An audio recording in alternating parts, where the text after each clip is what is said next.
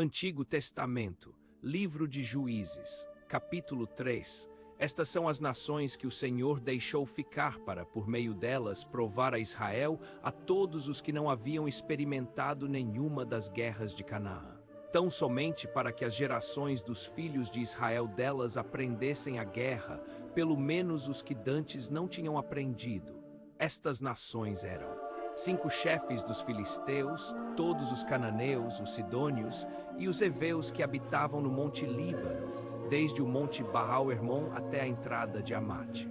Estes, pois, deixou ficar, a fim de por eles provar os filhos de Israel, para saber se dariam ouvidos aos mandamentos do Senhor, que ele tinha ordenado a seus pais por intermédio de Moisés. Habitando, pois, os filhos de Israel entre os cananeus, os heteus, os amorreus, os perizeus, os heveus e os jebuseus, tomaram por mulheres as filhas deles, e deram as suas filhas aos filhos dos mesmos, e serviram aos seus deuses. Assim os filhos de Israel fizeram o que era mau aos olhos do Senhor, esquecendo-se do Senhor seu Deus, e servindo aos Baalins e às Azerotes. Pelo que a ira do Senhor se acendeu contra Israel, e ele os vendeu na mão de Cusã-Risataim, rei da Mesopotâmia, e os filhos de Israel serviram a Cusã-Risataim 8 anos. Mas quando os filhos de Israel clamaram ao Senhor, o Senhor suscitou-lhes um libertador, que os livrou, Otniel, filho de Kenaz, o irmão mais moço de Calebe. Veio sobre ele o Espírito do Senhor, e ele julgou a Israel. Saiu a peleja, e o Senhor lhe entregou Cusã-Risataim, rei da Mesopotâmia, contra o qual prevaleceu a sua mão. Então a terra teve sossego por 40 anos, e Otniel, filho de Kenaz, morreu. Os filhos de Israel tornaram a fazer o que era mau aos olhos do Senhor. Então o Senhor fortaleceu a Eglon, rei de Moabe, contra Israel, por terem feito o que era mau aos seus olhos. Eglon, unindo a si os amonitas e os amalequitas, foi e feriu a Israel, tomando a cidade das palmeiras. E os filhos de Israel serviram a Eglon, rei de Moabe, 18 anos. Mas quando os filhos de Israel clamaram ao Senhor, o Senhor suscitou-lhes um libertador, Eude, filho de Gera, benjamita, homem canhoto. E por seu intermédio, os filhos de Israel enviaram tributo a Eglon, rei de Moabe. E Eude fez para si uma espada de 2 gumes de um côvado de comprimento e cingiu a coxa direita por baixo das vestes. E levou aquele tributo a Eglon, rei de Moabe. Ora, Eglon era muito gordo. Quando Eude acabou de entregar o tributo, despediu a gente que o trouxera. Ele mesmo, porém, voltou das imagens de escultura que estavam ao pé de Gilgal e disse: Tenho uma palavra para dizer-te em segredo, ó rei. Disse o rei: silêncio.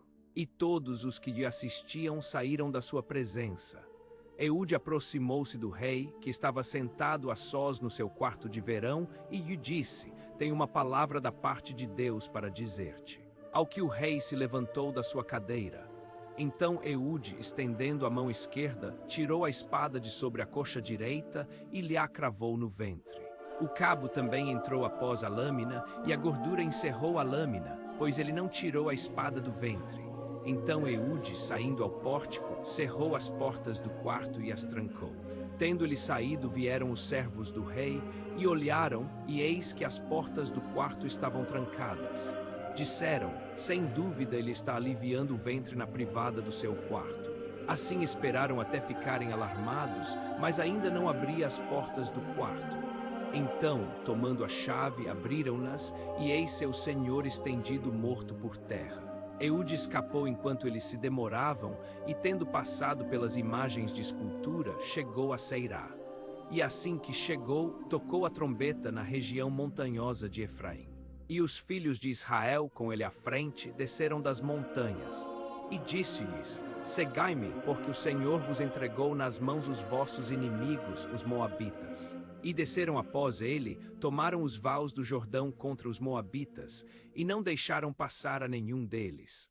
E naquela ocasião mataram dos moabitas cerca de 10.000 homens, todos robustos e valentes. E não escapou nenhum.